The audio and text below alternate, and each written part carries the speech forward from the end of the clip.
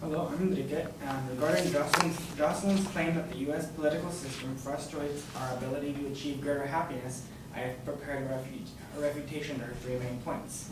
And that is, a trustworthy government can make the public feel more at ease, that we lack government programs that would improve our quality of life, and that our social structure makes it difficult for us to develop quality relationships. On the surface, it looks like simply taking money from the rich people and giving it to the poor people was a good idea. And that in the form of taxes the government can do this has no negative implications. However, the government not allowing the rich to take advantage of the poor people like this, and that it should not be tolerated.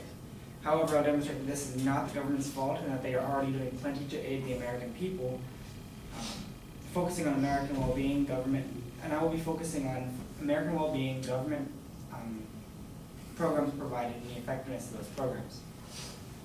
Her first point was that a trustworthy government can make people more at ease. And she only cites 2 pieces of evidence: 1, the Happy Planet Index, and 2, a Chapman University study that contained only 1,200 people that they run annually. However, the Happy Planet Index was a very poor choice of evidence, as she did not state exactly what it was that they base these scores on. And she said that Denmark has the first highest rating, and that's a well-known high welfare country. Some people call it socialist, it's not really socialist. It's a very high welfare country with over a 50% income tax. However, what she didn't mention that the rank 2 country was Mexico.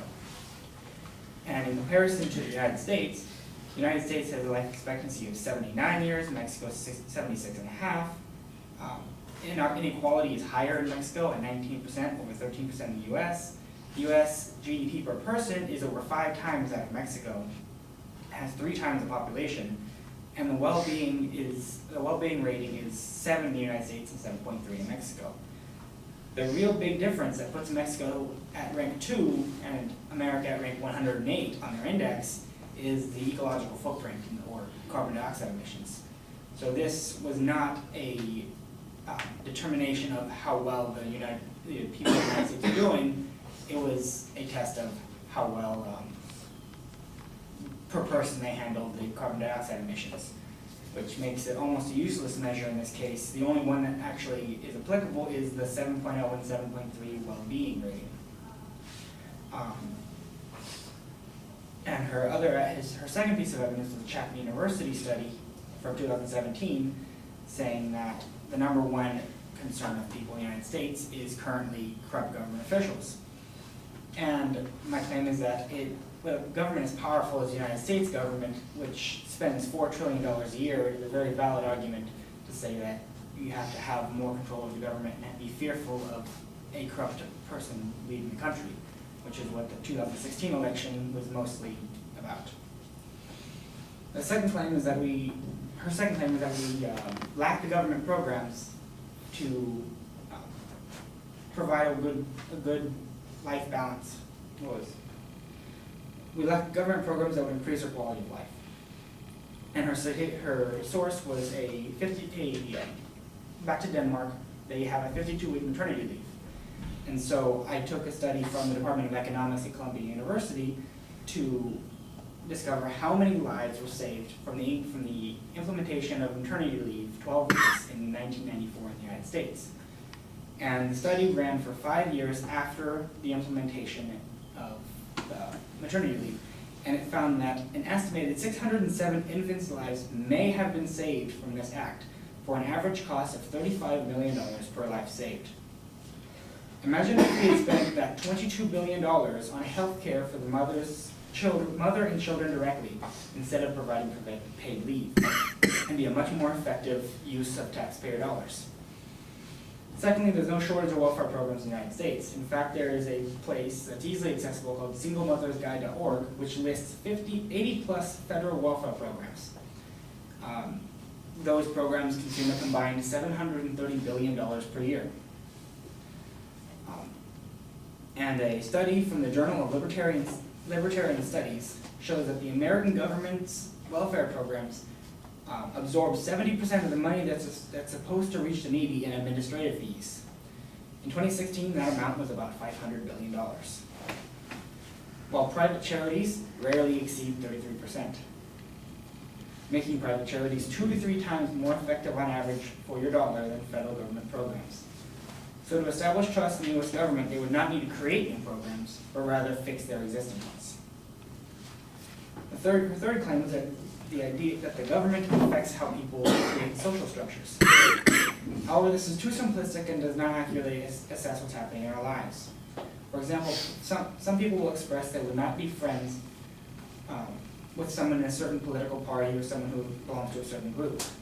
This is not exclusive of a divisive government. And in the 1970s, outrage swept across the country as no-fault divorce was being signed into federal law, angering those who believed that marriage was for life and that this destroys the idea of marriage. And however, the divorce rates in the United States had already been spiking by 200% in the years before no-fault divorce is implemented.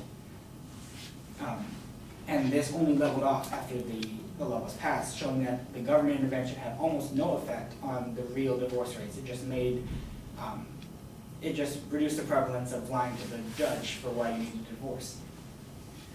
In conclusion, the idea that government controls our way of life, who we interact with, and robs us of our happiness that we deserve is not correct.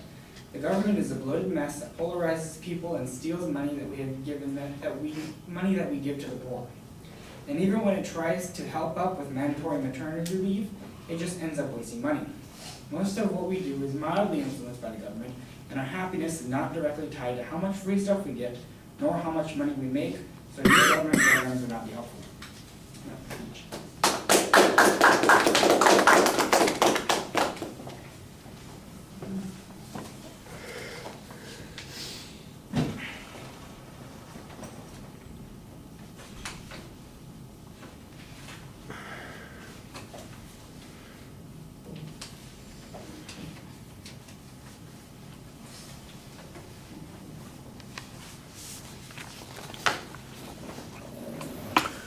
All right, well, the structure, by the way, that was long.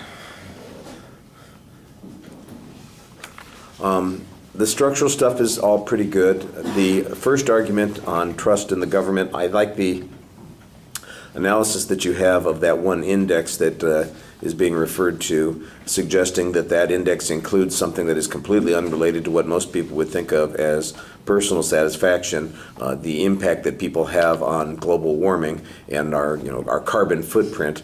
That's an interesting idea that is relevant to those issues, and you kind of suggest that it's not really relevant to the larger issue, and it's a thing that puts us in the at the bottom of the pile, so to speak. I did like the comparison. You say, look, Denmark, which they say is number 1 on the list, but number 2 is Mexico, and there are lots of things about Mexico in comparison to the United States that probably don't measure up as well, and you had some good information there about GDP and health and all that kind of stuff, so I thought that was perfectly fine. On the second point, I think you do a pretty good job. There's an interesting kind of analysis of the costs of family leave and how many lives it could be saved. I'm not exactly sure where that study came from or what the research was. And after implementing it, maybe we saved 607 babies at $35 million each. That's a big assumption. I do like the notion, though, that money could have been better spent and we could have produced something more effective had we spent the money on healthcare issues rather than on family leave issues. The argument here also needs to point out that family leave is maybe not not the best standard for our ability to achieve great happiness. We're back to the same kind of thing. Is it saving lives the thing that creates the great happiness? Is it lifestyle issues? I think there's a little bit of ambiguity on why this point is even relevant to the original claim. And then on the social structure thing, I thought that you did a pretty good job talking about how it's too simplistic to point to the government as the source of solutions for our problems. I thought the summary did a pretty good job of explaining the position that you were taking on those issues. All right, thank you.